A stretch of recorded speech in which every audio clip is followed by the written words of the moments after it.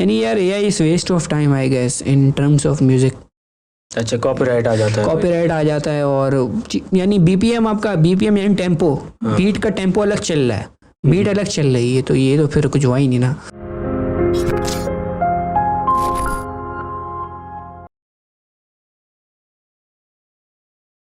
सबसे पहले तो ये बताओ कि जर्नी कहाँ से स्टार्ट हुई? यार प्रोड्यूसर की जर्नी बताने से पहले मैं आपको ये बताना ज़रूर चाहूँगा कि म्यूज़िक से मेरी दोस्ती कब हुई। तो एक्चुअली सीन ये था कि 2011 की बात है, जब मैं मुश्किल से 9 साल का था आई गेस। मेरे बड़े भाई ने मुझे पहला एक गाना सुनाया था एक्सेंट का, डेट्स माय नेम, आपने सुना? हमारे बचपन के दौर का लेजेंडरी गाना है। बिल्कुल लेजेंडरी गाना था वो, मेरे भाई ने मुझे सुनाया। अब गाने तो मैंने पहले से सुने थे, टिपिकल इंडियन जो चलते हैं शादियों में, आपको पता है, वो सुना था। उस वक्त मुझे इतनी कोई खास उसकी वाइफ फील नहीं हुई। अब मैंने डेट्स माय नेम सुना तो मैं हिल गया, मैं यार ये क्या चीज़ है। काफ़ी मुझे इंटरेस्टिंग लगा क्योंकि हमने कोई नई चीज़ सुनी थी, समझ कुछ भी नहीं आ रहा था क्या बोल रहा है, लेकिन यार बस इंटरेस्टिंग था, हमने बोला बस बेहतरीन। अब एक एक्सेंट नाम हमारे जहन में आ गया, अब उसके और गाने सुने। फिर उसके बाद यार आहिस्ते आहिस्ते मैं ग्रो हुआ, सुनता गया, इंग्लिश गाने ही सुनता था। इंडियन की तरफ में कभी टी सीरीज़ वगैरह मुझे पता ही नहीं था होता गया, हालांकि उस वक्त भी टी सीरीज़ वगैरह सब थे। तो बस इंग्लिश गाने सुनते गए। फिर इसके बाद एक बैंड मेरे सामने आया लिंकिन पार्क के नाम से। Linkin Park, Chester, Mike Shinoda, खैर RIP चेस्टर। लेकिन सीन ये हुआ कि उनके फिर मैं गाने सुनता था। उनका एक गाना था नंब, और इन दी एंड बहुत मशहूर था। इन दी एंड मेरा इतना, यानी वो ट्रैक जब मैंने सुना ना, आप बस ये समझ जाएं कि उस दिन अच्छा मेरी लाइफ चेंज हो गई, क्योंकि वो ट्रैक ऐसा था कि जिसने मुझे बाकायदा इंस्पायर किया कि यार अगर बना कैसे रहा है। अब मेरा थॉट प्रोसेस हमेशा से ऐसा ही रहा है कि फॉर एग्जांपल अगर मैं, जैसे आप पॉडकास्ट ले रहे हैं फॉर एग्जांपल, मेरी सही है, तो मैं हमेशा यही सोचूंगा यार या आप कर कैसे रहे हैं, आप आर्टिस्ट इनवाइट कर रहे हैं, आप क्या इसके पीछे थॉट प्रोसेस है आपकी, क्या हासिल कर रहे हैं आप। मैं हमेशा इस वाइब का बंदा, पूरी टीम है जो कोऑर्डिनेट कर रही है, एडिट हो रहा है। अब आपके पीछे पूरी टीम है। अब मैं, एक होता है ना बंदा जो हर चीज़ खुद लेके चलता है क्योंकि उसको लगता है कि यार मैं करूँगा तो परफेक्ट रहेगा, दूसरा बंदा करेगा तो ये भंड मार देगा, वो मसले कर देगा। तो खैर मैंने फिर मज़ीद देखा कि ये बनाया कैसे बनाया होगा फॉर एग्जांपल। तो यार मैं यही रिसर्च कर रहा था, 2016 की बात है। 2016 में मैं रिसर्च कर रहा था कि गाने बनते कैसे हैं। इतने में मुझे एक स्पॉटिफाई, हालांकि स्पॉटिफाई पाकिस्तान में आया नहीं था, लेकिन उन्होंने एक प्लेटफॉर्म निकाल लिया था, soundtrap.com। उस पर मैं गया, मैंने अकाउंट बनाया, मुझे पता चला वहाँ पे आप म्यूज़िक ऑनलाइन फ्री बना सकते हो, सॉफ्टवेयर की नीड नहीं है, ऑनलाइन बना सकते हो आप। सही। मैंने बोला सही है यार, ये तो बैंगर है। स्पॉटिफाई पे म्यूजिक बना सकते हो? स्पॉटिफाई पे नहीं, स्पॉटिफाई तो आया ही नहीं था। हाँ, स्पॉटिफाई तो एक प्लेटफॉर्म है जहाँ पे एक और स्पॉटिफाई ने भी एक प्लेटफॉर्म बनाया था जहाँ पे प्रोड्यूसर म्यूजिक बना सकें ऑनलाइन। अच्छा। जी, उसका नाम था साउंड ट्रैप। अच्छा। अब मैंने साउंड ट्रैप पे मैं गया, मैं देख रहा हूँ यार ये हो क्या रहा है, समझ तो मुझे कुछ भी नहीं थी, लेकिन साउंड ट्रैप पे ये था जैसे वंडर शेयर फिल्म हो रहा में ना, ड्रैग एंड ड्रॉप। आपको चीज़ यहाँ पे सैंपल्स दिए हुए सारे म्यूज़िक के, यहाँ से मैंने ड्रम्स उठा लिए, यहाँ से मैंने सैंपल उठा लिया, गिटार उठा लिया, बस इनको साथ प्ले किया, एक बीट बन गई। अच्छा पता मुझे कुछ भी नहीं था क्या है, लेकिन चीज़, हाँ शौक था। यानी एक तरीके से मुझे अंडरस्टैंडिंग इसी से हुई कि यार ये एक्चुअली 808 यानी बेस जो होता है ये क्या होते हैं, किक क्या होती है, स्नेयर क्या होती है, हाई हेड्स क्या होती हैं। यानी sound trap was the thing जिसने मुझे एक तरीके से गाइडेंस दी कि यार ये आपकी स्टार्टिंग है, यानी फॉर एग्जांपल ये मेरी बेसिक लर्निंग है इन शॉर्ट। तो खैर मैं वो करता रहा, हालांकि मैंने साउंड ट्रैप इतना यूज़ किया। आपको फन फैक्ट बताता हूँ कि 1 साल बाद साउंड ट्रैप ने मुझे अपनी प्रीमियम मेंबरशिप ऑफर कर दी विदाउट इवन पेइंग, क्योंकि मैं इतना यूज़ करता था, वो दिन रात बस लगा रहता था उस पर। 1 साल लगातार मैंने उसको यूज़ किया है। खैर प्रीमियम मेंबरशिप आ गई, लेकिन वही बात हो गई, कुछ नया करने को मिल नहीं रहा था, वही ड्रैग एंड ड्रॉप चल रहा था, ज़्यादा से ज़्यादा कट पेस्ट कर लेता था मैं। यानी सीख गया था, मुझे बेसिक अंडरस्टैंडिंग हो गई थी कि यार थ्योरी क्या है म्यूज़िक की, कीज़ क्या होती है, ए माइनर, बी माइनर, किस माइनर की पे मैं बीट बनाता हूँ फॉर एग्जांपल, तो डार्क साउंड करेगा, किस पे ब्राइट साउंड करेगा, किस पे डिप्रेस साउंड करेगा, क्योंकि म्यूज़िक में भी अलग अलग जॉनरास होते हैं, आपको पता है, रॉक हो गया, पॉप हो गया, हिप हॉप हो गया। अब मैं हिप हॉप से काफ़ी कनेक्टेड था, वैसे कनेक्टेड तो मैं रॉक से था बिकॉज ऑफ लिंकिन पार्क, लेकिन हिप हॉप में मेरा एक नया इंटरेस्ट बिल्ड होने पार्क का जो आप दौर बता रहे हैं ना, उस वक्त पाकिस्तान का भी रॉक बहुत ऊपर था। हाँ, उस वक्त स्ट्रिंग्स, हाँ, जुनून आपका स्ट्रिंग्स, अभी जैसे कैराक्रोम चल रहे हैं, आपने सुना हो कैराक्रोम, मेरे बैंगर्स मशहूर ना, काफ़ी मुझे काफ़ी पसंद है। तो आपने सुना है लिंकिन पार्क?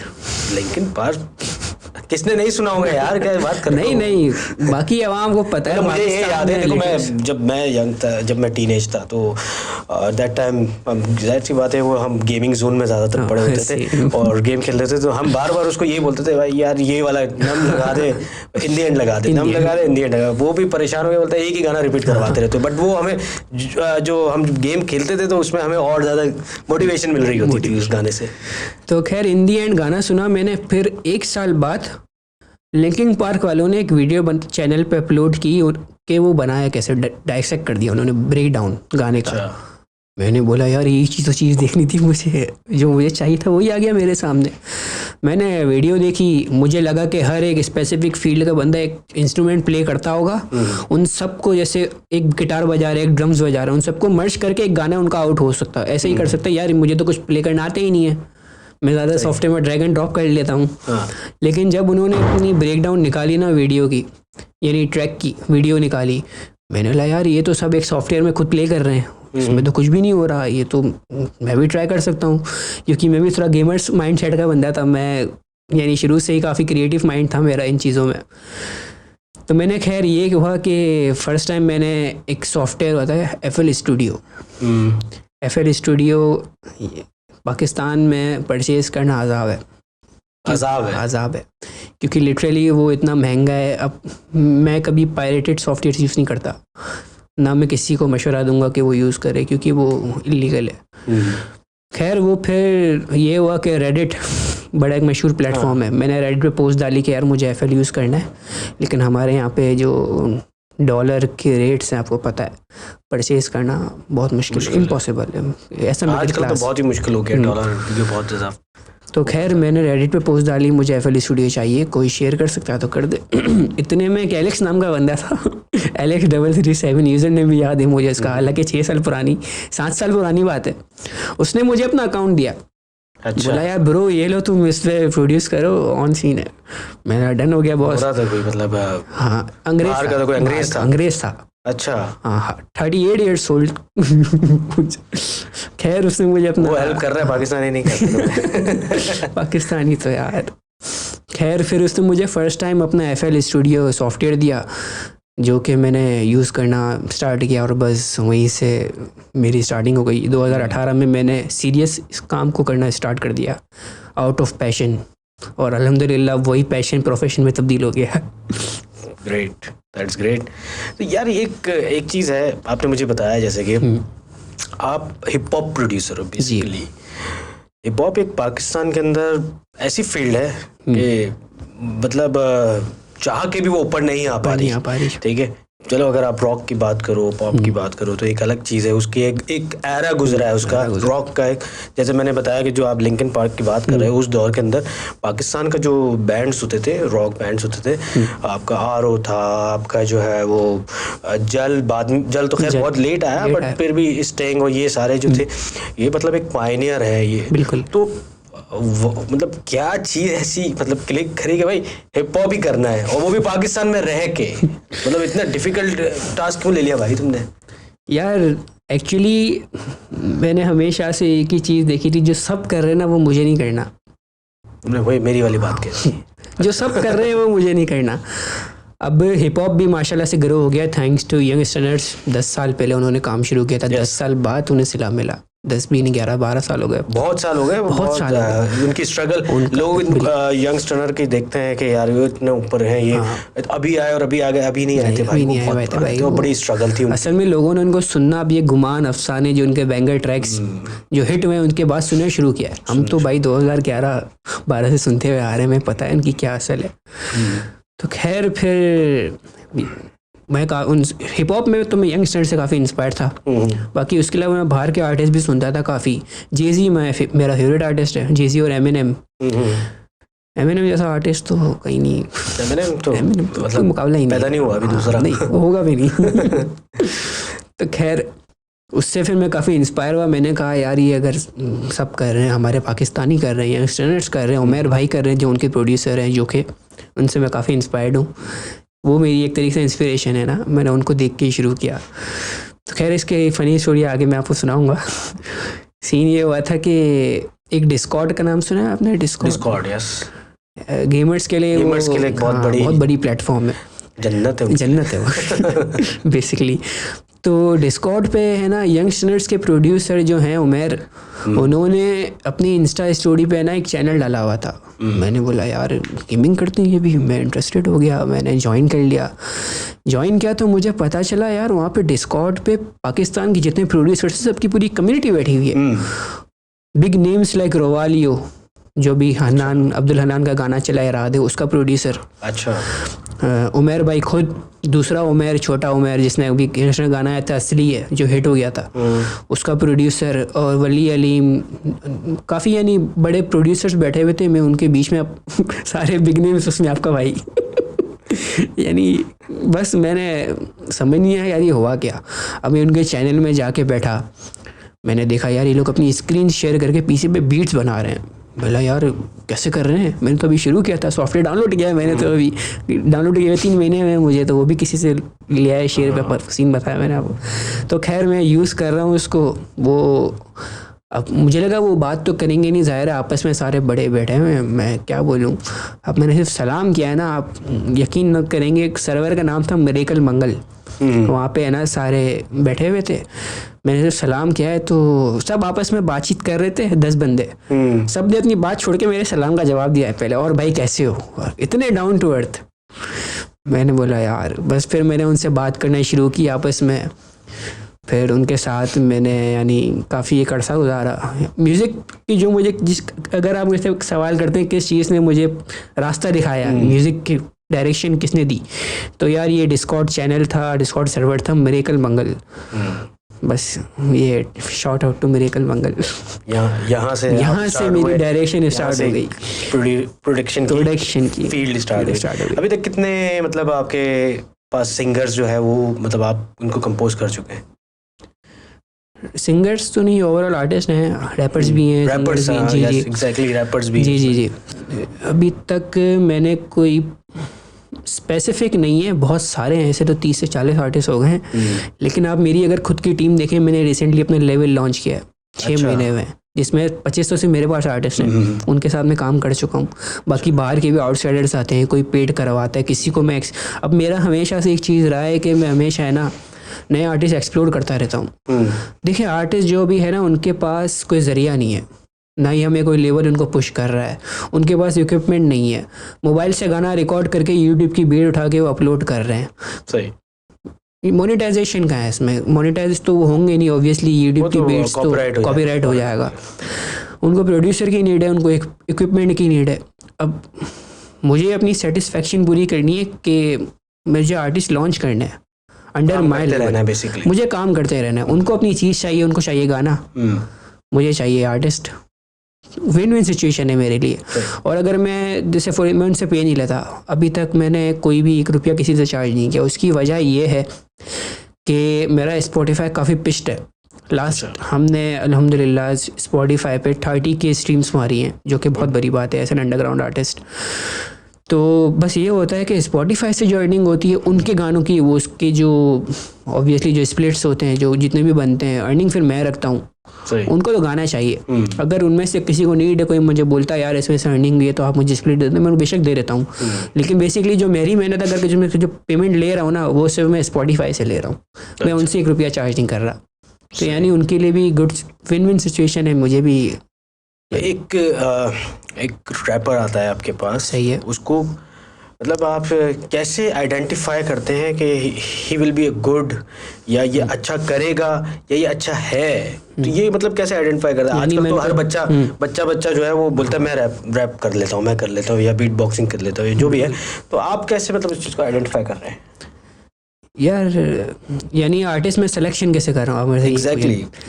तो सबसे पहले तो ये बहुत बड़ा पॉइंट है as an producer, as an label founder. मेरे लिए, क्योंकि अगर मेरे लेवल में भी कोई आर्टिस्ट आ रहा है मैं तो पहले लेवल में आता है फिर मेरे क्रू में आता है। क्रू अलग है, क्रू वो बंदा होता है जिस पे मैं आँख बंद करके भरोसा कर सकता हूँ। लेवल में फिर भी नए नए आर्टिस्ट आता है, उनसे बॉन्डिंग होने में टाइम लगता है। तो लेवल में कैसा आर्टिस्ट आता है तो उसमें ये कहानी है कि उसके लिए मेरे पास 2 स्ट्रेटजीज हैं। एक होता है पर्सनल चेक, एक होता है आर्टिस्टिक चेक। आर्टिस्टिक चेक में ये चेक करता हूँ कि यार बंदे में पोटेंशियल कितना है, अगर लिटरली वो उसमें हंगर है, कुछ करना चाह रहे लेकिन बस इक्विपमेंट की वजह, जो मैंने बात की इक्विपमेंट नहीं है, सिर्फ इस वजह से काम नहीं कर पा रहा वो, तो यार उसको सपोर्ट करना मेरा तरीके से हक है, ऐसा प्रोड्यूसर मेरा फ़र्ज़ है। लेकिन अब मैं ऐसा पर्सनल चेक की बात करूँ, अगर बेशक आर्टिस्ट अच्छा है लेकिन बात यहाँ की वहाँ करने वाला है, डिसलॉयल इन शॉर्ट, तो डिसलॉयल, तो फिर बड़े से बड़ा आर्टिस्ट भी होगा ना, इसमें भी यहाँ की वहाँ होती है। इसी में तो होती है। अच्छा। इसी में ही होती है कि वो ये बीट बना रहा है या ये म्यूजिक बना रहा है, यानी उसके लिए हम स्पेसिफिक वर्ड यूज़ करते हैं, बबली म्यूजिक ऑर्गेनाइजेशन। अगर कोई बंदा यहाँ से रिलेट कर रहा है तो भाई उसमें हमारा कोई काम नहीं है, स्पेशली मेरा ऐसा आर्टिस्ट मैं रखता ही नहीं हूँ। अच्छा, अभी एक लेट्स सपोज हर दौर में म्यूज़िक का ना ट्रेंड होता है, ठीक है ना? जी बिल्कुल। तो वो उसके साथ साथ चेंज होता रहता है। तो एक म्यूज़िक प्रोड्यूसर उस चीज़ को कैसे आइडेंटिफाई करता है कि भाई अब ये ट्रेंड आने वाला है, रेडी हो जाओ, या इसकी प्रेडिक्शन करना स्टार्ट कर दो? देखें, पाकिस्तान जैसा जो शहर है ना, उसमें म्यूज़िक की इतनी लिटरेसी नहीं है, कल्चर हमारे यहाँ पे सही से आया ही नहीं है, आपको पता है ये बात। स्पेशली हिप हॉप तो अभी ग्रो होना स्टार्ट हुआ है जब से ये वॉइस की वजह से, लेकिन अभी भी प्रॉपर कल्चर अभी तक नहीं आया। हालांकि अंडरग्राउंड आर्टिस्ट माशाल्लाह से बहुत सारे इमर्जिंग उठ के आ रहे हैं, मगर कल्चर अभी तक है ही नहीं। और ट्रेंड, मेरा जो पर्सनल माइंड सेट है ना, सवाल पे मैं आता हूँ अब, जो मेरा पर्सनल माइंड सेट है, मैं ट्रेंड कभी फॉलो नहीं करता। अच्छा। I try to be my own trend setter, क्योंकि सब मैंने वही बात, मुझे पता है कि क्या उठेगा क्या नहीं उठेगा। कैफी खलील का कहानी सुनो है, जो यहाँ पे सैड म्यूज़िक है, डिप्रेस म्यूज़िक है, पाकिस्तान के आदि जो यूथ है वो इसी वजह से आगे नहीं बढ़ रही, क्योंकि वो अभी तक डिप्रेशन में वो यानी रोने धोने का। तो डिप्रेशन ट्रेंड ही चल रहा है, डिप्रेशन ट्रेंड ही चल रहा है, उसके साथ चलना चाहिए ना।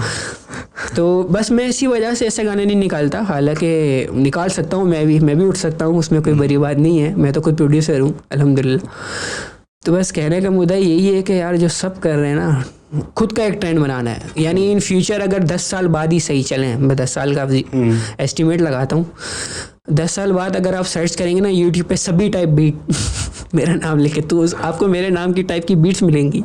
ये मेरा गोल है, मतलब इतनी बीट्स बना दो कि बस काम इतना कर लूँ, हाँ। कुछ नया मार्केट में लेकर आऊँ। जैसे अभी मैं, जो लोग मेरा काम सुन उनको पता है मैं क्या बात कर रहा हूँ। मेरा जो बीट स्ट्रक्चर है दूसरे प्रोड्यूसर से काफ़ी यूनिक है। वजह यही है कि मैं कभी भी एक ट्रैक में एक बीट और एक मेलोडी लेके चलता ही नहीं हूँ, बोर हो जाता हूँ मैं खुद बोर हो जाता हूँ। अच्छा। सुनने वाला तो फिर भी हाँ। यानी जब मैं बीट्स बनाता हूँ मैं यही नहीं देखता यार कि फारिग करूँ एक बना लिया, इसी को कॉपी पेस्ट कर लूँ। इतनी दफ़ा सुनता हूँ कि मैं उस गाने से बोर हो जाऊँ ताकि मैं दूसरे पे आ जाऊँ। हाँ, अब मैं बीट में 3 स्विचेस डाल देता हूँ, बीट स्विच हो जाती है अचानक से। यानी आपने ट्रेविस का वो सुना है सिको मूड? नहीं।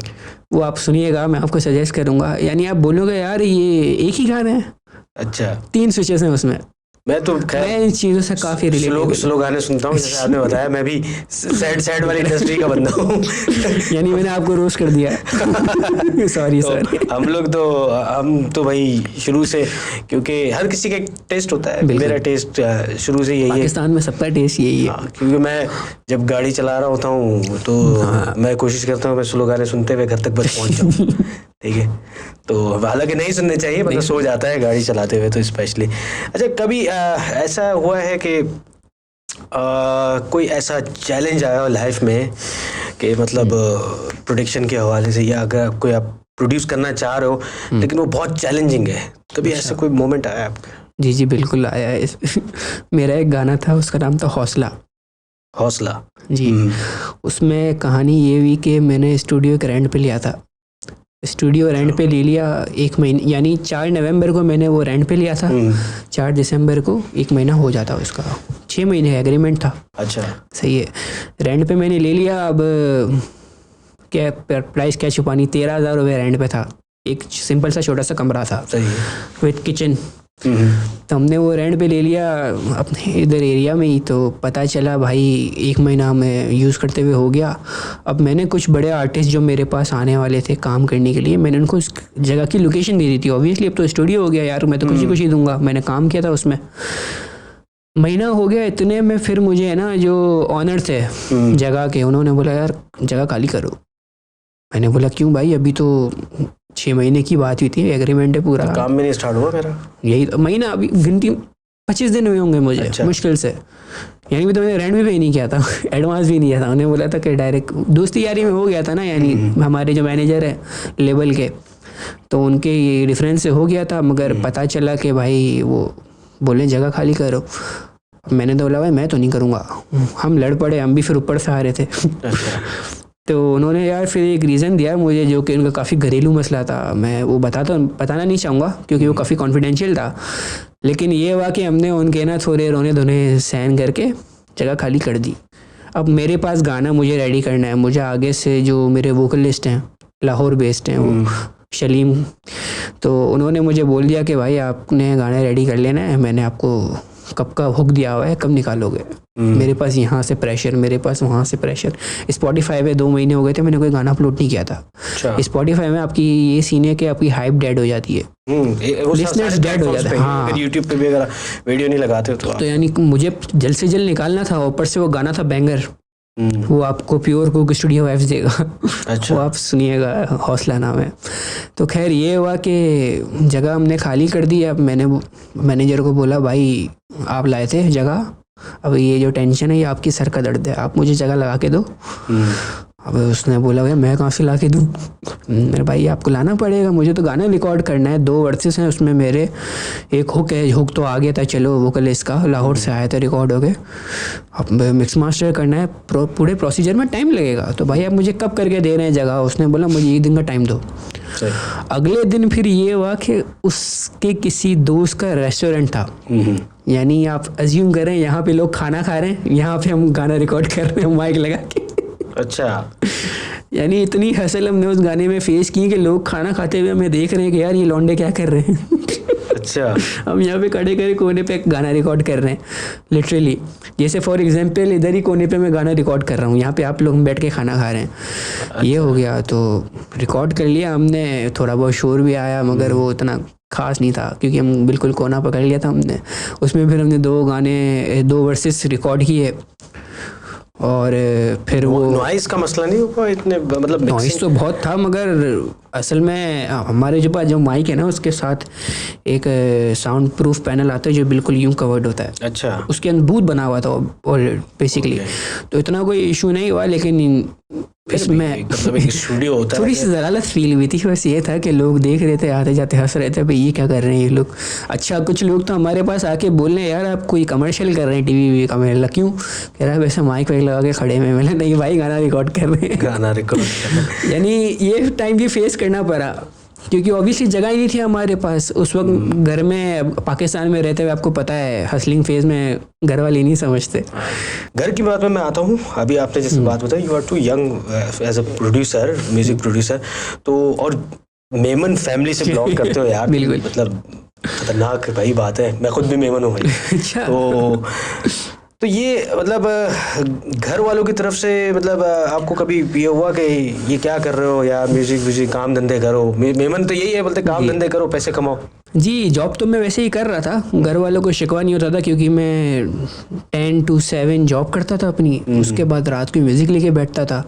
घर वालों को बस ये शिकवा आता था कि यार कि बाहर के लोग घर में आ रहे हैं, ऑब्वियसली स्ट्रेंजर्स थे वो तो म्यूज़िक से रिलेटेड। तो बस ये था कि काफ़ी मुश्किलात हुई शुरू में, लेकिन अब अल्हम्दुलिल्लाह बस घर वाले बोलते हैं अगर आपके पास नोट है, नोट है, मेमन तो नोट आ रहा है मुझे। अब मेरी वालदा ने पहला सवाल ही किया नोट आ रहा है बेटा, मैं जी आ रहा है, ठीक है करो ऑन सीन है। फिर मैंने घर में स्टूडियो अपना बना लिया।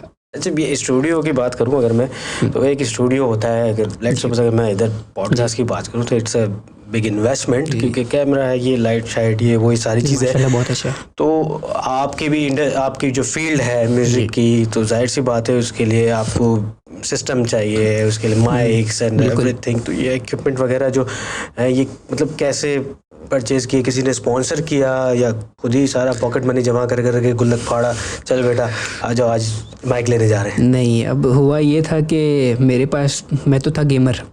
अच्छा, बिल्कुल ना, गेमिंग से तो मेरा बचपन से ताल्लुक है। तो गेमिंग के लिए तो ऑलरेडी बंदा हाई एंड पीसी लेता ही है। सबका ही बचपन से ताल्लुक है। गेमिंग के लिए बंदा हाई एंड पीसी लेता ही है। तो बस ये था कि पीसी तो ऑलरेडी मेरे पास था। पीसी तो मैं जब 6 साल का था तभी मैंने यूज़ करना शुरू कर दिया था। मसला ये हुआ कि माइक फिर दूसरे बंदे से लिया जो आर्टिस्ट था मेरे साथ, जो फर्स्ट रैपर था जिसके साथ मैंने अपनी लाइफ में काम किया, वो था Umaid Warsi. He goes with the stage name young drugs. तो भाई उन्होंने मुझे बोला कि मेरे पास माइक है, तुम मेरे से ले लो, बस ये है कि फिर मैं तुम्हारे घर आया करूँगा रिकॉर्डिंग करने। मैंने लगा तू सही है, ऑन सी है। मैंने उससे माइक लिया तो फिर मैंने उसके साथ काम करना शुरू किया। फिर उसके माइक में इश्यूज़ था, उसको वापस किया। फिर दूसरा मेरे पास आर्टिस्ट आया जो मेरा डुओ आर्टिस्ट है, जो मेरे क्रू का पार्ट है। उसका नाम है हमजा, डैडी के नाम से वो स्टेज परफॉर्म करता है, रैपर है वो भी।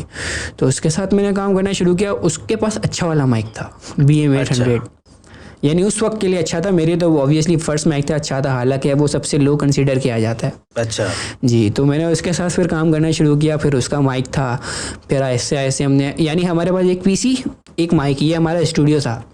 अच्छा, बस ये शुरू में ये स्टूडियो था। ये आपको मैं 3 साल पहले की बात बता रहा हूँ।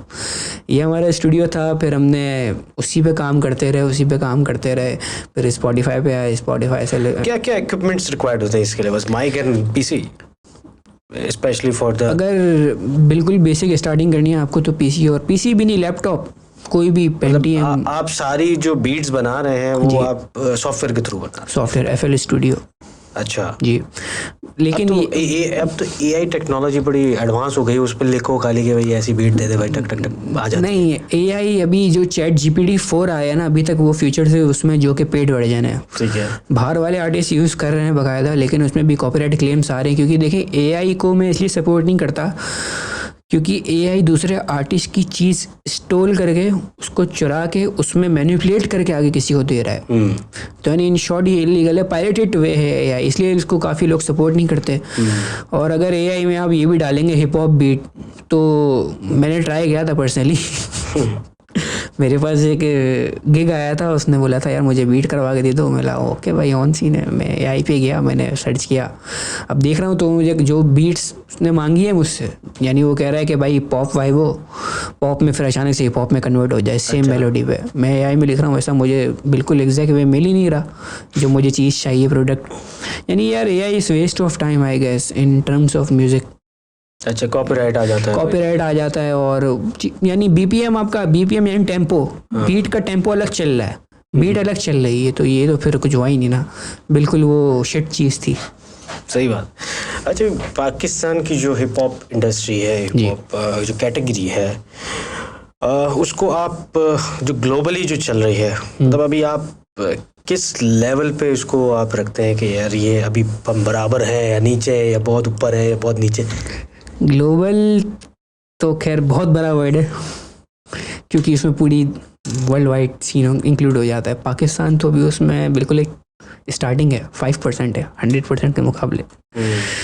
पाकिस्तान तो अभी ग्रो होना स्टार्ट हुआ है लास्ट, जब से स्पॉटिफाई ने एंट्री की है, जब से, यानी बड़े आर्टिस्ट बेशक थे हमारे पास, लाइक आतिफ असलम और वगैरह, लेकिन वो चीज़ नहीं थी पाकिस्तान में। ग्लोबली हम देखें ना, तो ग्लोबली पाकिस्तान में अभी तक असल में मसला ये है कि पाकिस्तान, फॉर एग्जांपल इंडिया, पड़ोसी मुल्क हमारा, उन्हीं की बात कर लेता हूँ कि वहाँ पे स्कूल से म्यूज़िक क्लासेस देना शुरू हो जाती हैं। उनका तो कल्चर है, उनका कल्चर बनाया ना उन्होंने, धर्म है। अब हमारे यहाँ पे ये बात करें तो धर्म आ जाता है, वो वाला धर्म आ जाता है। तो भाई जिस काम में फिर धर्म आ जाए ना, उसमें आप काम नहीं कर सकते, बहुत सारी कंट्रोवर्सीज हो जाती हैं। समझ रहे हैं आप? वो तो मैं समझ गया, उस बात पे हम जाना भी नहीं चाहते, ठीक है। अच्छा, मुझे ये बताएं कि ये मैं जब इंडिया को देखता हूँ म्यूज़िक के हवाले से, नया नया टैलेंट निकल रहा होता है, बिल्कुल, और उस टैलेंट को एक प्लेटफॉर्म दिया जाता है, बिल्कुल। जैसे अगर मैं बात करूँ, बड़ा मशहूर है इंडियन आइडियल, सबसे बड़ा इनका प्लेटफॉर्म है, वहाँ से म्यूज़िक सिंगर्स, म्यूजिशियंस, बहुत सारे लोग जो है वो निकलते हैं। या एक और मेरे ख्याल है इंडिया का एक और भी प्लेटफॉर्म है, वहाँ पे भी सिंगर्स और अदर टैलेंट भी निकलता है। गॉट टैलेंट है, वहाँ पे भी बहुत सारे चांसेस है। पाकिस्तान में ऐसी चीज़ क्यों नहीं बन पा रही? एक बना था पाकिस्तान आइडियल, पता नहीं पाकिस्तान में भी रिसेंटली बना था बोल रैपर, आपने देखा हो? बोल न्यूज़ पे आता था, बोल रैपर भी बना था। अब उसमें आप आयरनी देखें कि जज कौन होगा, गैस करें। एक रैपर होना चाहिए। जज था साहिल लोधी। अच्छा, अब आप मुझे रैपर है वो शाहरुख खान है भाई। उसका म्यूजिक इंडस्ट्री से क्या ताल्लुक, मुझे अभी तक ये समझ नहीं आया। यानी डीजे अब्दुल इंडस्ट्री से तो ताल्लुक है म्यूजिक इंडस्ट्री से नहीं है ना। डीजे अब्दुल है फॉर एग्जांपल, वो थे पिछले 12 साल से 10 साल से प्रोडक्शन करते आ रहे हैं, उनका समझ में आते हैं, उस बंदे के लिए दिल से रिस्पेक्ट है। साहिल लोधी, उसके साथ कोई एक और खातून थी, पता नहीं, उनका भी कोई म्यूजिक से कोई ताल्लुक नहीं है यार। तो आप अगर ऐसे जज उठाओगे तो कौन आएगा जज? फॉर एग्जांपल अगर हमारे पोएटिक किंग जो हैं JJ47 हमारे हिप हॉप के, यानी उनका काम बेसिकली ऐसा है, आप सुनेंगे ना, JJ47 हो गए, नबील अकबर हो गए, जो गैंगस्टर रैप करते हैं उर्दू में, यार उनकी आप लाइन सुनेंगे तो उनकी हर एक लाइन एक अपने में आप कोट है। अगर देखिए ये जो लोग हैं ना, ये एक महदूद कम्युनिटी तक महदूद है, ये एक लिमिटेड ऑडियंस में ही है। जैसे आप अगर रैप सुनते हैं या रैप बनाते हैं, क्योंकि आप एक प्रोड्यूसर हैं खुद भी, लेकिन मैं अगर बात करूं जर्नली, अगर मैं अपनी बात करूं, मैं बहुत से रैपर्स को नहीं जानता, जो मैं सुनता हूं फेमस यंगस्टर वगैरह, ये कोई इनको तो मैं जानता हूँ, लेकिन बहुत सारे जो प्रोड्यूसर है, डायरेक्टर, उनको नहीं जानता, क्योंकि ये फील्ड जो है आपकी जो रैपिंग की, हिप हॉप की जो फील्ड है, वो अभी तक उस तरीके से उठ के आ ही नहीं है, क्योंकि हमारे यहाँ पे कल्चर कभी बना ही नहीं। अब जो थोड़े बहुत आर्टिस्ट अगर कोई सुन भी रहा है, अब लेबल है फॉर एग्जांपल, लेबल्स के आपने कभी नाम सुना है पाकिस्तान? पटारी का नाम सुना है आपने? पटारी का नाम सुना, पटारी ताजी, पटारी ताजी हो गया। अब वो कोई नया आर्टिस्ट इमर्ज क्यों नहीं कर रहे अंडरग्राउंड का, जिसके 200 व्यूज़ आ रहे हैं, जिसके 3। कोक स्टूडियो की बात कर लेते हैं। कोक स्टूडियो में अब जो रेवोल्यूशन आई है माशाल्लाह से, इस बार कोक स्टूडियो जो भी आया था रिसेंट वाला, उसमें हमारा पसूरी कितना ग्लोबल ट्रेंड हुआ था। पसूरी के अलावा कनायारी, बैंगर्स। अब यार मुझे शिकवा बस ये है पाकिस्तानी इंडस्ट्री से कि जो नया आर्टिस्ट है, बहुत सारे कोक स्टूडियो में ऐसे भी गाने जो मैं कहता हूँ कि यार जो मेरे पास बंदे हैं वो उनसे अच्छा कर सकते थे, हालांकि उनके व्यूज़ कितने आ रहे हैं, 150 200। ऐसे आर्टिस्ट अप्रोच क्यों नहीं हो रहे? पाकिस्तान इसलिए आगे नहीं बढ़ रहा है यार मेरी नज़र में। चले म्यूज़िक से 2 मिनट में साइड में रहता हूँ। हमारे यहाँ पे तो आप ये देखें कि क्रिप्टो करेंसी बैंड है। अब फॉर एग्जाम्पल अब मैं चीज़ से अर्न कर रहा हूँ म्यूज़िक से, अब हमेशा मैं इस पर डिपेंडेंट नहीं रहूँगा, मुझे आगे इन्वेस्टमेंट करनी है, मुझे अपना बिजनेस बिल्ड करना है इससे, क्योंकि बेस्ट बिजनेसमैन वही है जो इन्वेस्ट करे, इन्वेस्ट बिजनेस बेसिकली। तो यार अब मैं क्रिप्टो में काफ़ी इन होना चाहता हूँ, लेकिन मैं हमारे यहाँ तो स्टेट बैंक ने इसको रिकॉग्नाइज नहीं किया, मैं क्या करूँ? हमारे यानी क्या मुझे समझ नहीं आया पाकिस्तान में क्या हो रहा है। पाकिस्तान इवॉल्व तो हो रहा है लेकिन बैकवर्ड्स हो रहा है। तो यही तो मैं भी यही बात कर रहा हूँ कि आप देखिए, अभी आप यू आर वेरी यंग, और अभी आप एक शौक भी है और एक सक्सेस भी आ गई है, लेकिन मुझे अगले, आई थिंक मैं अगर गलत हूँ तो मुझे बताइएगा, मुझे आगे 10 साल तक भी ऐसा उरूज नहीं दिखता म्यूज़िक का, specially for hip hop in Pakistan. तो मतलब आप कैसे सर्वाइव करेंगे? थोड़े टाइम बाद तो आपके घर वाले भी बोलेंगे कि भाईजान चल जाइए, थोड़ा नहीं धंधा करो, काम करो। नहीं ऐसा नहीं है, खैर जॉब तो धंधा तो भी कर रहे हैं म्यूज़िक के साथ साथ, लेकिन कहने का मकसद ये है कि अब जो फ्यूचर है मेरी नज़र में, क्योंकि ऐसा प्रोड्यूसर, हिप हॉप प्रोड्यूसर, तो मुझे पाकिस्तान का जो फ्यूचर वो ग्लोबली ट्रेंड होता हुआ दिख रहा है। इसलिए क्योंकि हमारी ये ज़बान है Urdu, most beautiful language in the world, poetic shit जो है ना वो बहुत चलती है। हमारे जो स्पॉटिफाई जो बड़े आर्टिस्ट हैं जिनके आप लिसनर्स चेक करेंगे ना, इंडियन लिसनर ज़्यादा हैं, पाकिस्तानी कम है, क्योंकि पाकिस्तान में कल्चर कम है, इंडिया में ज़्यादा है। अब देखें स्पॉटिफाई जैसी चीज़ आ रही है, एप्पल म्यूज़िक जैसी चीज़ आ रही है, वो आर्टिस्ट को ग्लोबली ट्रेंड कर रहा है पाकिस्तान में भी। फॉर एग्जाम्पल एक आर्टिस्ट है, नाम नहीं लूँगा, जो 10 साल से काम कर रहा है, उसके 50,000 लिसनर्स हैं। दूसरा आर्टिस्ट है जो अभी इसने काम शुरू किए हुए 2 साल हुए हैं, वो 5 लाख व्यूज़ मार रहा है यार यूट्यूब पे। स्पॉटिफाई तो मिलियंस मार रहा है वो। यानी चीज़ ग्रो हो रही है और माशाल्लाह से बहुत अच्छी ग्रो हो रही है। देखिए मैं गारंटी कह सकता हूँ उसके अगर यूट्यूब पे व्यूज़ है ना वो पाकिस्तान से कम है, बाकी बाहर है। पाकिस्तान बिल्कुल पाकिस्तान से, हालांकि आपको पता भी नहीं, फिर भी आप गारंटी से कह रहे हैं। गारंटी से कह रहे हैं, बिल्कुल यही ऐसा ही है, क्योंकि हमारे कल्चर में हिप हॉप सुनता बहुत। अगर यही सेम आर्टिस्ट अगर ये इंडिया में होता, मैं कहता हूँ, तो ये 5 लाख की जगह 5 मिलियन यूट्यूब पे व्यूज़ होते हैं इसके। 1 मिलियन की जगह 10 मिलियन स्ट्रीम स्पॉटिफाई पे होते हैं उसके। हर आर्टिस्ट जो है ना हमारा, जो मैं पुराने की बात भी करूँगा और जो आने वाले हैं, जो नए हैं, जो कर रहे हैं काम, बिल्कुल ज़्यादातर लोगों का जो टारगेट होता है वो होता है कि यार किसी तरीके, अब तो खैर इंडिया में बड़े आर्टिस्ट नहीं जा रहे क्योंकि वो जाहिर सी बात है वो जो हमारे एक पॉलिटिकल जो मामलात हैं, इश्यूज़ हैं, तो इस वजह से। लेकिन हर बंदे का ये ख्वाब रहेगा यार इंडिया जाके जो है वो काम करूं, क्योंकि पैसा वहीं मिलता है। असल देखिए जो कि सच है, इंडस्ट्री का ट्रू है, पैसा यहाँ पे नहीं मिलता। कॉन्सर्ट यहाँ पे अगर मिलता भी है तो वो वाले पैसे नहीं मिलते जो वहाँ मिल रहे होते हैं। अभी मैं कॉन्सर्ट से आपने बात की है तो मैं इससे मज़ीद इलेबरेट करता हूँ।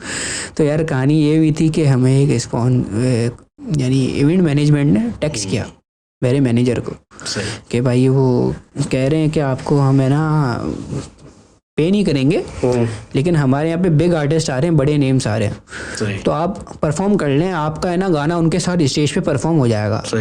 इससे बड़ी चीज़ आपके लिए क्या होगी? मैंने बोला इससे बड़ी चीज़ हमारे लिए पैसा होगी। ऑब्वियस सी बात है, हम जो कर रहे हैं वो फ्री तो नहीं है, हमें भी अपनी लिविंग देखनी है, गड़गड़ स्टूडियो का रेंट निकालना है भाई, इक्विपमेंट लेना है। अगर मैं उनको इतनी बड़ी बात करता हूँ, अगर वो सिर्फ मुझे 5,000 रुपये तक भी ऑफ़र करते ना, मैं अपने 6 के 6 आर्टिस्ट जो मेरे गो टू पर्सन से मैं उनको भेजता। सही। उन्होंने बोला नहीं यार आपको हम पे क्यों करें, आपकी है ना एक तरीके से बिल्डिंग होगी हमारे इवेंट में परफॉर्म करने की वजह से। यार जो बंदे उन्होंने उठाए ना, जिनको वो 10-10 हज़ार लेके बुला रहे हैं, उनके स्पॉटिफाई पे स्ट्रीम्स हैं 10,000। सही। मेरे अकेले के सिर्फ इकलौते एल्बम के जो मैंने लास्ट एल्बम पे किया उसके स्ट्रीम से 25,000। अच्छा। अब वो इस वजह से मशहूर हैं क्योंकि वो बॉल लेबर जैसे शोज़ में चले गए थे। हम लोग इन चीज़ों में गए नहीं क्योंकि हमें वो क्रिंज लगता है, हमें पता है उसकी कदर है ही नहीं, हम क्यों जाएं। यानी वहाँ पे अगर कोई आर्टिस्ट कर भी रहा है तो वो उसको इंडस्ट्री जलालत की नज़र से देख रही है, तो मैं वहाँ पे क्यों जाऊँ जब वहाँ पे सेम शिट चल रही है। यानी हमारी जो इंडस्ट्री उसमें बनी हुई लॉबीज़, डिफरेंट लॉबीज़ हैं। सही। और अगर डिफरेंट लॉबीज़ में जब चीज़ें होती हैं ना तो कोई भी इंडस्ट्री कामयाब नहीं है, चाहे वो म्यूज़िक हो, चाहे वो किसी भी आर्ट फील्ड हो। तो खैर जब तक लॉबी सिस्टम चल रहा है, तो ये जो आपके फील्ड के अंदर जो मशहूर हुए, जैसे कि मैं अगर बात करूँ यंगस्टर की, अली गुलपीर की बात करूँ, ठीक है, भी इसी तरीके से जो है वो रैपिंग करके ही वो ऊपर आए थे। तो अब तो वो फेमस हो चुके हैं ना, उनकी इंडस्ट्री में भी बात है, उनकी इंडस्ट्री में भी ताल्लुकात हैं, चीज़ें हैं। वो क्या कर रहे हैं, कुछ जूनियर्स को सपोर्ट कर रहे हैं जो अंडरग्राउंड आर्टिस्ट हैं क्या? अली गुलपीर का तो मैं इतना नहीं कहूँगा। देखें अगर म्यूज़िक से अगर वो इतना अर्न करते हैं, खैर उसने तो म्यूज़िक ही छोड़ दिया, क्योंकि उसने देख लिया बाबू यहाँ तो पैसा ही नहीं है। वो फैशन में क्यों आता? सबसे पहला सवाल तो यही है, फैशन में आ गया, इसके अलावा बाकी और चीज़ें कर रहा है, वो मर्च वगैरह पता नहीं। तो खैर अली सेठी जो हैं वो काफ़ी सपोर्ट करते हैं इस चीज़ में म्यूज़िक को, हालांकि वो हिप हॉप आर्टिस्ट नहीं है फिर भी। लेकिन यार बात वही है कि पाकिस्तान में अभी तक जो रिकॉग्निशन मिलनी चाहिए वो इस वजह से भी नहीं मिलती क्योंकि हमारे यहाँ पे आर्टिस्ट जो हैं बड़े वो भी बैकअप नहीं करते।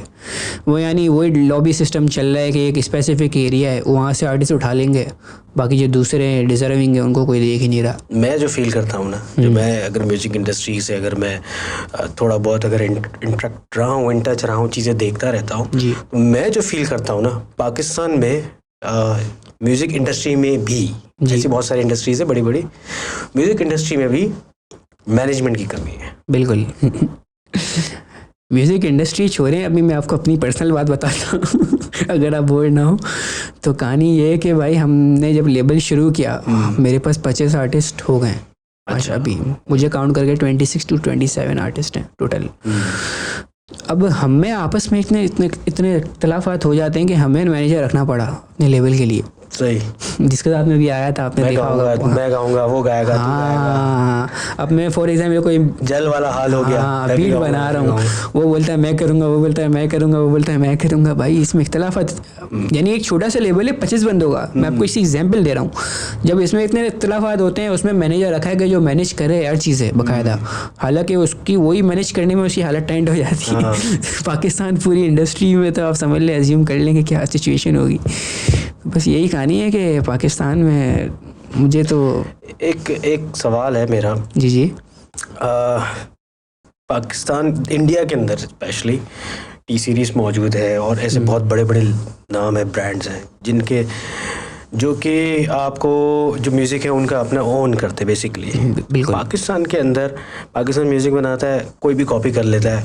कॉपीराइट का सिस्टम यहाँ पे अब तक बन गया या अभी भी ऐसे ही चल रहा है? यार यहाँ मतलब पे किसी के पास कॉपीराइट्स हैं हमारे म्यूजिक्स के? अभी फॉर एग्जांपल अभी रिसेंटली मैं बात करूँगा, फरासत अनीस एक प्रोड्यूसर हैं, उनका एक ट्रैक था उनकी एल्बम का बीबा करके, टी सीरीज़ ने पूरा ट्रैक उठा लिया। टी सीरीज़ ने अपनी मूवी के उन्होंने कॉपीराइट डाले, उन्होंने बाकायदा कॉपीराइट तो खैर डाल ही नहीं सकते वो डाल रहे थे। पता नहीं क्या हुआ कि कुछ वीडियो तो अभी तक गिरी नहीं है उनकी, गाना अभी तक वो चल रहा है। लोगों ने स्टोरीज डाली कि भाई आपने गाना कॉपी किया हुआ है। टी सीरीज़ बाकायदा उनके जो कमेंट्स हैं वो लाइक कर रहा है कि आप लोगों ने गाना कॉपी, वो एडमिट कर रहे हैं कि हमने कॉपी किया है बाय लाइकिंग दैट कमेंट। लेकिन कोई कुछ उखाड़ ही नहीं सकता क्योंकि भाई वो इंडिया की टी सीरीज़ सबसे बड़ा लेवल है। लेवल तो नहीं, खैर यूट्यूब का सबसे बड़ा, यूट्यूब का, हाँ देख लें इसको कोई क्या कर लेगा। सबसे बड़ी एग्जांपल ये आ गई। तो पाकिस्तान में यार ये है कि एक बार जो बड़ा आर्टिस्ट है, फॉर बहुत ही बड़ा आर्टिस्ट है, उसका अगर कोई प्रोडक्ट है, कोई भी गाना है, कोई भी इंस्ट्रूमेंटल है, अगर वो बड़े आर्टिस्ट का कॉपी होता है तो बेशक वो कॉपीराइट रखता है, वो भी पाकिस्तान से नहीं, क्योंकि इसका जो म्यूज़िक डिस्ट्रीब्यूटर वो बाहर से बिलोंग करता है। समझ रहे हैं आप, पाकिस्तान की कोई चीज़ यहाँ पे नहीं चल रही। इवन मेरा जो अपना पर्सनल म्यूज़िक प्रोडक्ट डिस्ट्रीब्यूटर है वो न्यूयॉर्क बेस्ड है। अच्छा, हाँ, मैं कॉपीराइट मार सकता हूँ। अच्छा, बिल्कुल। लेकिन अगर कोई पाकिस्तान का ये जो फ्री डिस्ट्रीब्यूटर यानी पाकिस्तानी की सीन चल रहा है तो उसमें काफ़ी ऑफ सीन है। अच्छा, यानी ऐसा नहीं है कि मैं उनको पे नहीं कर रहा, उससे ट्रिपल पे कर रहा हूँ फिर उसको। लेकिन हमारे यहाँ पे अर्न ही नहीं हो रहा ना, बंदा पे क्या करेगा? हाँ, अर्निंग तो मतलब आप जो है तो मैं समझता हूँ कि सर्वाइवल में ही है। बिल्कुल। और पता नहीं कब तक रहेंगे यार। कभी बाहर काम किया है किसी के साथ, बाहर के आर्टिस्ट के साथ? किसी के लिए मतलब कंपोज किया है किसी के? जी, एक न्यूयॉर्क बेस्ड रैपर था, अंडरग्राउंड, न्यूयॉर्क के अंडरग्राउंड का। अच्छा। उसके साथ मैंने उसका वर्ड्स लिया था अपनी, मेरी अभी रिसेंटली एल्बम आई है रिक्वाजा के नाम से। तो मैंने उसका वर्ड्स तो ले लिया, लेकिन उसका वर्ड्स इतना बेहतरीन था तो मैंने बोला कि यार इसको अगर मैं अभी यूज़ करूँगा ना तो ये मेरी भी एक तरीके से शेम है, उसके लिए भी शेम है। तो एक बार मेरा कोई पर्सनल ग्रोथ हो जाए, मेरी मज़ीद ग्रो हो जाऊँ, मैं 30 के स्ट्रीम्स मारिए, 300 के मार लूँ। देखें, गोल तो बड़े रखने चाहिए आपको, तभी आप अचीव कर सकते हैं। तो बस मैंने सोचा कि उसको मैं तब आउट करूँगा। बाकी एक चलें आपकी पॉडकास्ट पे स्पेशल मैं हिंट दे देता हूँ, मेरी एक एल्बम आ रही है अभी जिसका भी मैंने टीज़र वगैरह आपने देखा? जी अपलोड किया था मैंने। तो उसमें बॉलीवुड एक्टर हैं काजोल, वो दिल वाले दुल्हनिया ले जाएगी। जी। अच्छा। तो उनके एक नेफ्यू हैं आरिक के नाम से, म्यूजिशियन है वो। एल्बम में मेरा गाना उनके साथ आ रहा है। उनके साथ आ रहा है काजोल के नेफ्यू के साथ कर रहे हैं उसका गाना? जी, बीट मेरी है, उसके बस वोकल्स हैं, यानी वी आर कोलैबोरेटिंग। शूट भी करोगे? मतलब शूट तो खैर अगर गाना बहुत ज़्यादा बैंगर हुआ तो उसको फिर मैं प्रॉपर वीडियो के साथ निकालूंगा। ये सिर्फ आपकी पॉडकास्ट में मैं बता रहा हूँ स्पेशली। मतलब काजोल के नेफ्यू के साथ आप काम कर रहे हैं? मैं काम कर रहा हूँ, हो गया, मतलब वो डन हो चुका है, बस गाना रेडी हो गया। पाकिस्तान में कोई पूछ नहीं रहा? पाकिस्तान में कोई नहीं पूछ रहा। पाकिस्तान क्या बात है यार, पाकिस्तान में कदर ही नहीं है। मुझे यार क्या चल रहा है पाकिस्तान में? इतना ये यंग टैलेंट यार, भाई भी डिसअपॉइंट हो गए। नहीं, डिसअपॉइंट नहीं होना चाहिए। इसका जब भी जो चीज़ पे आप मेहनत करते हो ना, अल्लाह उसका अजर आपको एट द एंड देता है, किसी न किसी फॉर्म में आपको मिलेगा। ठीक है, तो ये सब बिग सक्सेस हो सकता है कल आप बनाओ, आप मशहूर हो जाओ, उसके बाद फिर आप हो, फिर हमें यहाँ फिर सभी को बुला रहे हो हम, और सभी साहब जो है वो फोन ही नहीं उठा रहे। भाई हम तो बहुत बिजी हूँ, नहीं कोक स्टूडियो में हूँ, उसमें हूँ, हम अपना कोक स्टूडियो बनाएंगे, सभी स्टूडियो चले। बट हम हमेशा ग्रेजुअली स्टार्ट करते हैं, तो मैं तो चाहूँगा कि आप बाद में बनाओ अपना कोक स्टूडियो, बट यस काम करें एटलीस्ट। हम आपको देखना चाहेंगे किसी बड़े प्लेटफॉर्म पे।